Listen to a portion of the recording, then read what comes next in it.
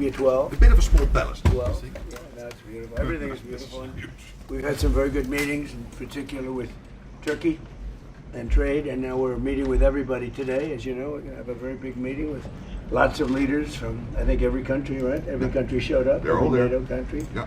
Plus, we have a couple that aren't in NATO that would like to be in NATO, I guess. But it's been very successful. It's been a fantastic meeting. So I'll be having a news conference after we're finished today at about 4:30, 5 o'clock. And I assume most of you will attend.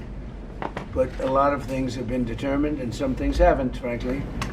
We attacked very powerfully last night the very dangerous people from Iran.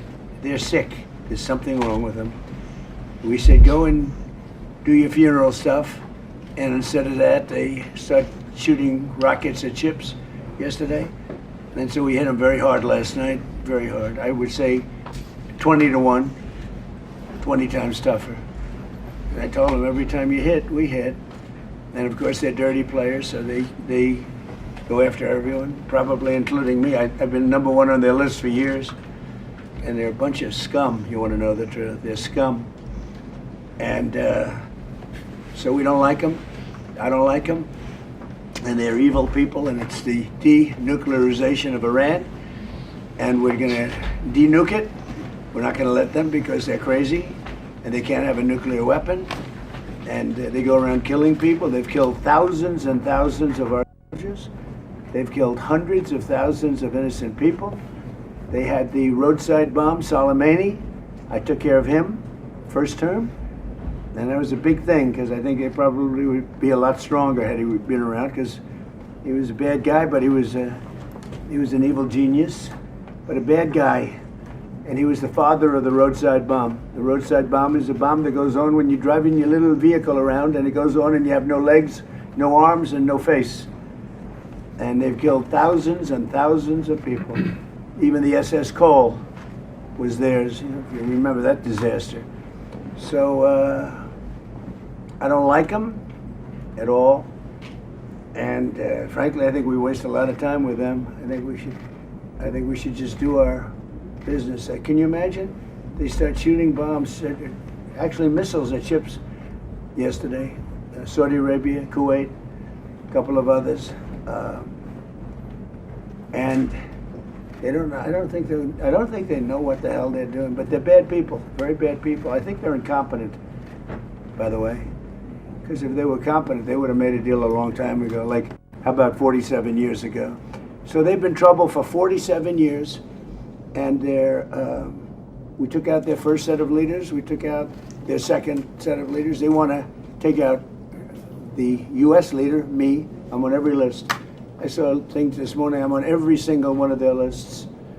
And so far, I guess I've been a little bit lucky, but that maybe doesn't last very long, because that's the way it goes. But we have great people. But these are evil, sick people, and we have to rid their cancer. Their cancer. And you know what you do? You got to cut out cancer early. And that's the way I feel. And I want to thank Mark. He's been a great Secretary General of NATO. I'm not happy with NATO because of what they did with Greenland. And I'm not happy with NATO because of the fact that they didn't want to help us with the #1 state sponsor of terror. That's Iran. They were unwilling to help us. Now, in all fairness, I didn't speak to Mark about it. I think if I did, it might have been different. But we didn't need help. But I was really testing. I wanted to see whether or not they'd be there. And the answer is they were. I spoke to Germany. I spoke to France. Spoke to UK. Spoke to Italy. I didn't speak to Spain. Spain is a wasted cause. We don't want to do any trade business with Spain anymore, by the way. I'd like you to cut it off. Spain is a terrible partner in NATO. They don't participate. They don't pay. I don't want anything to do with Spain. Cut off all trade with Spain, please, including visits. Okay, we don't want anything to do. Watch them come running back. Oh, they'll come running back. They treat this man terribly, and this man's a good man too, great man. They're lucky they have him. But Spain doesn't agree to anything, and you shouldn't carry him. I mean, you sort of automatically carry because you're protecting an area, so they're there. So they probably figured they have to protect us, right? But we don't have to, and we don't have to trade with them. I don't want to do any more trade with them. All right? Yes, sir. Take it immediately. You don't even talk to them. They're hopeless. Bad people, because, you know, they have everybody else going and paying and working. In Spain, in particular Spain, there are a couple of others, but in particular Spain, they're open about it. They're hostile about it. And let's see how hostile they remain when they call up and they, please, please, we want to trade with you, sir. We want to trade with you, sir. They make so much money with us, and we're going to see that they make a lot less. I want no business with them. So, other than that, we're having the big meeting in a little while, and I'm going to relate my problems. Greenland is a big problem for us, and the other big problem is the fact that when we wanted them, we didn't want them badly, but we did say, if you want to join us, and they all said no. But when they could have, they weren't there for us. And we've been there for them. We spent over $1 trillion over the last short period, $1 trillion, in order to protect these countries from Russia.